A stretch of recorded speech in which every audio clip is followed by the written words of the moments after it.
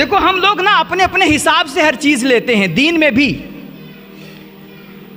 ایک بندہ اگر کوئی ابھی شراب پی کر کے مسجد میں آ جائے، اور یہ ہوا بھی، ایک واقعہ ہوا، ایک مسجد میں ایک شرابی شراب پی کر کے ایسے ہی جھومتا جھامتا مسجد میں گھس گیا۔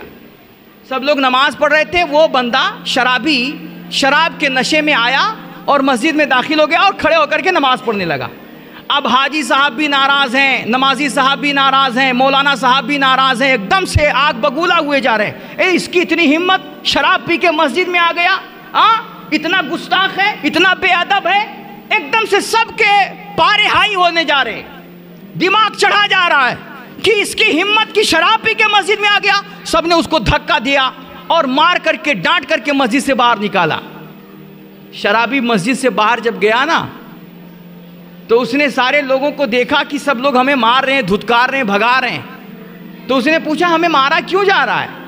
تم بھی مسلمان، ہم بھی مسلمان، تم بھی کلمہ پڑھتے ہو، ہم بھی کلمہ پڑھتے ہیں، اور تم بھی نماز پڑھنے آؤ، میں بھی نماز پڑھنے آیا ہوں، تم کو کوئی نہیں مار رہا ہے، ہمیں کیوں مارا جا رہا ہے؟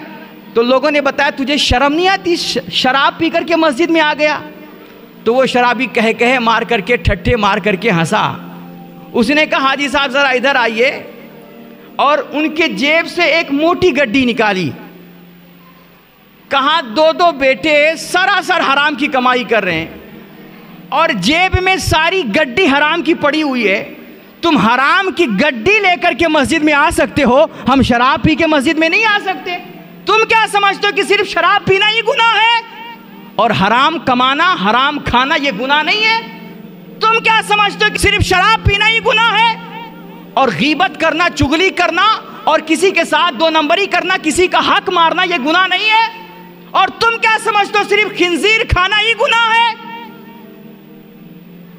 اور کسی کا حق کھانا گناہ نہیں ہے؟